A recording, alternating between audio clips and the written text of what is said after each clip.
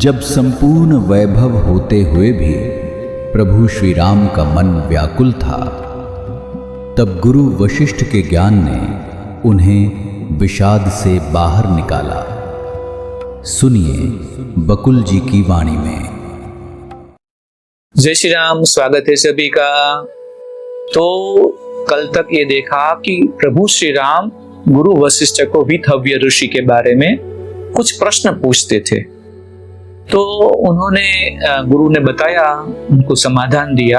आज देखते हैं आज क्या होता है। आज का श्लोक है, आज 4 अगस्त है।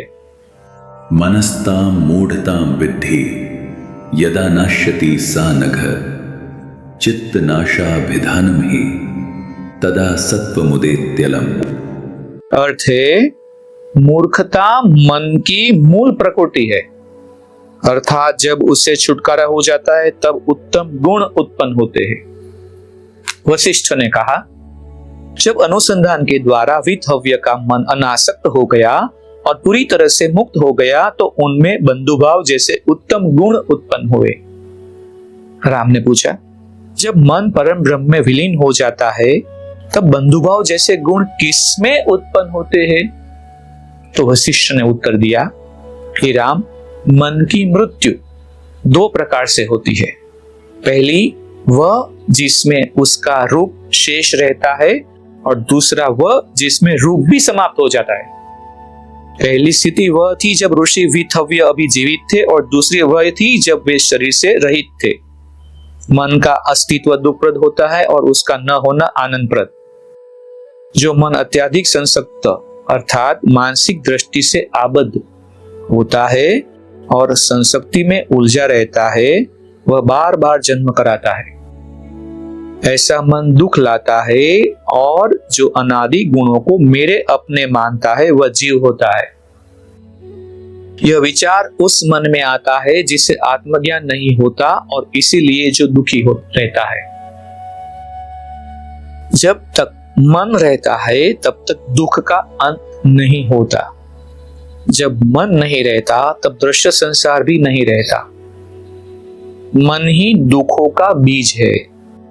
अब मैं तुम्हें बताऊंगा कि मन कैसे अपना अस्तित्व खोता है। जब सुख या दुख व्यक्ति को पूर्ण समस्थिति से न गिरा सके, तब समझो कि मन मर गया। जिसमें मैं यह हूं या फिर यह मेरा है या मैं नहीं हूं की धारणाएं नहीं उठती, अर्थात जिसकी चेतना इस प्रकार की धारणा से परिमित नहीं होती, उसका मन मृत होता है। जिसमें विपत्ति, दैन्य, आशावादिता, गर्व, शिथिलता, उत्तेजना आदि धारणाएं उत्पन्न नहीं होती, उसका मन मृत होता है और जीवित अवस्था में ही मुक्त हो जाता है। मूर्खता मन की मूल प्रकृति है, अर्थात जब उससे छुटकारा हो जाता है तब उत्तम गुण उत्पन्न होते हैं। कुछ विद्वान शुद्ध मन उस मन को कहते हैं जो उन संतों में व्याप्त होता है जो मुक्ति प्राप्त होते हैं। मुक्त संत का ऐसा मन बंधुभाव आदि उत्तम गुणों से परिपूर्ण होता है। बंधु भाव, पहले भी शब्द आया मैत्री भाव।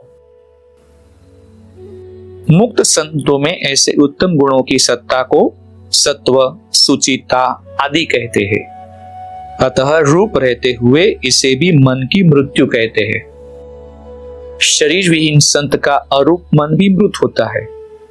ऐसे मन का सूचक कोई चिन्ह शेष नहीं रहता। इसका वर्णन सकारात्मक रूप में संभव है। ऐसे मन में न गुण ही होते हैं, न उसका अभाव होता है।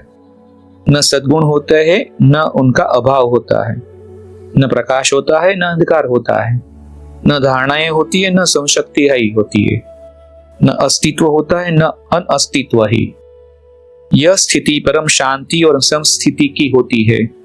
जो मन से ऊपर उठते हैं उनकी बुद्धि परम शांति की अवस्था तक पहुंच जाती है।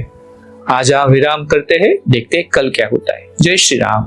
इस ज्ञान यात्रा में हमारे साथ बने रहने के लिए चैनल को सब्सक्राइब करें और बेल आइकॉन दबाएं।